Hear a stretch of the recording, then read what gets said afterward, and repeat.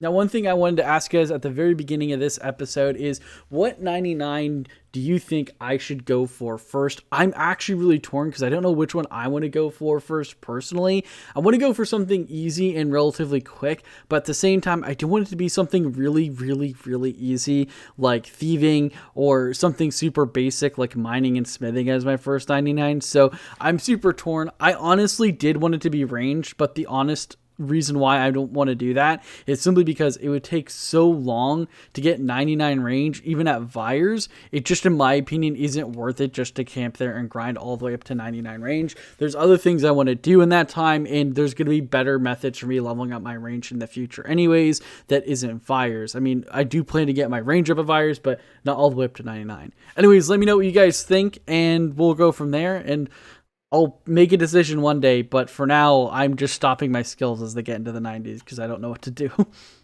Okay, I was able to, didn't take me that long, but I got all of the supplies I need to get my construction up to level 79, so that shouldn't be too bad.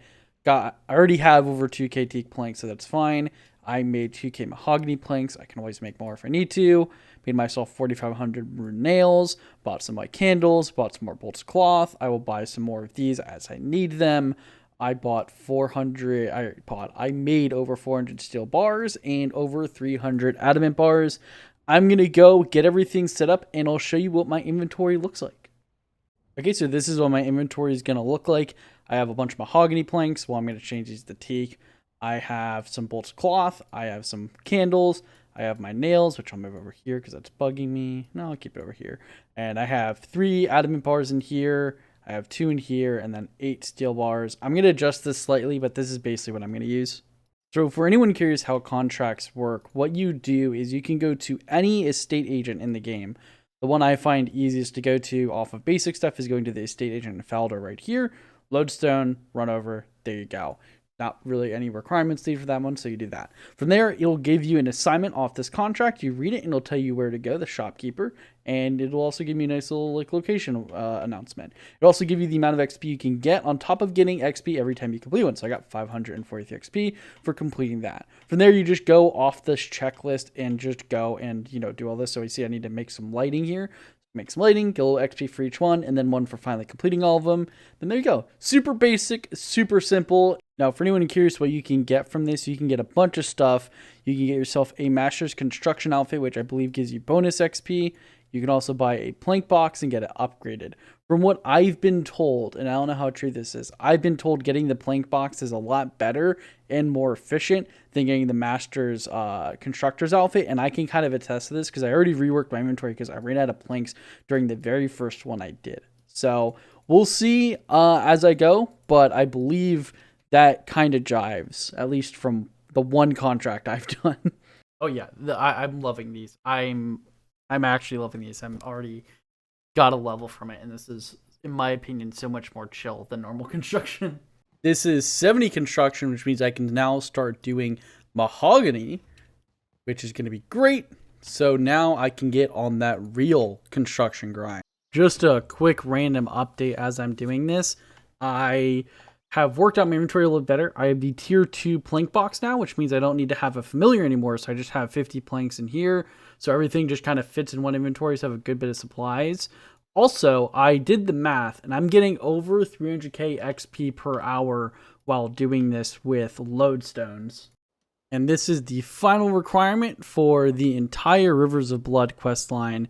Completed, 79 construction. Now all the requirements for Lord of whatever called. I'm sorry, I'm tired. I immediately went home and worked on doing construction after work today. I got all the materials refined and gathered, and then I went and did construction. This was actually super quick, and I actually really enjoyed doing these contracts. I could unironically see myself going up to 99 this way, but I don't want to make it my first 99 because it legitimately feels useless to get 99 construction. I'll be completely honest. Even with Fort 4 and 3 out, it just feels useless. I'll be honest.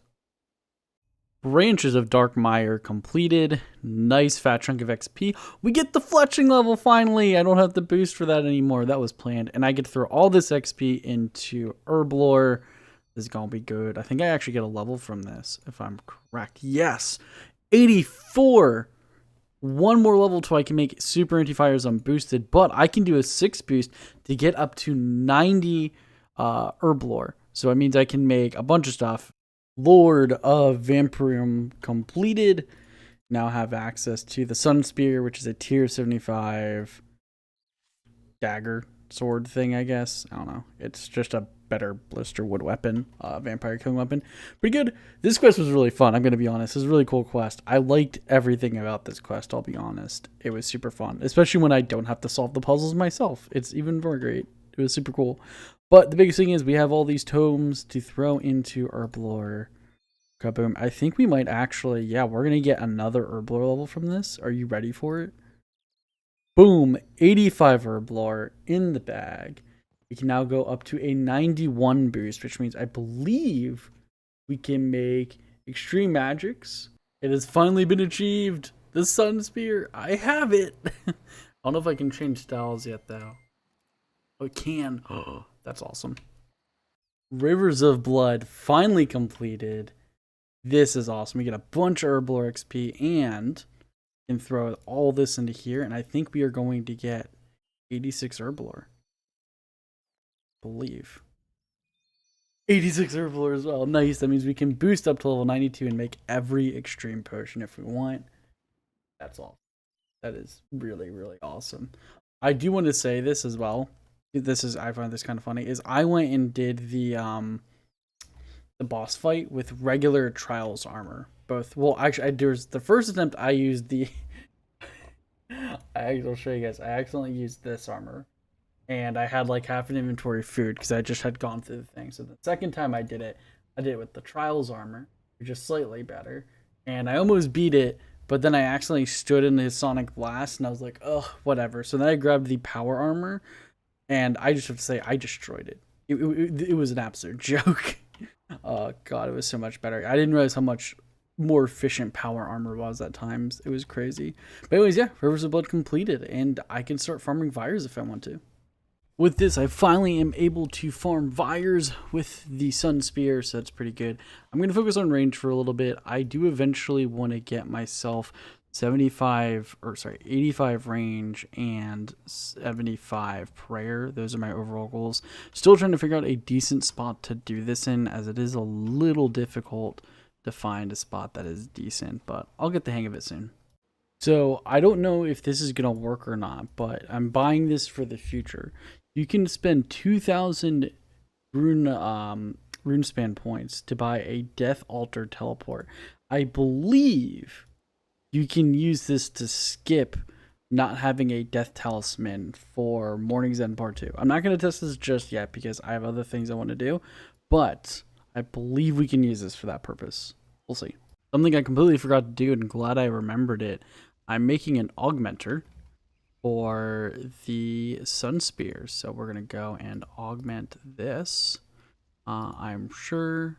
And boom, we now have an augmented Sun Spear. So this way, this is going to be how we're going to get our divination up, is by AFKing Vires. And there you go. So I got a little bit extra. I also don't think I have one. I want to make sure.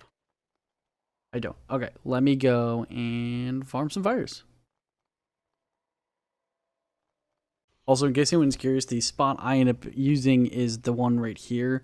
I tried out a couple others, but they just really weren't working out that good.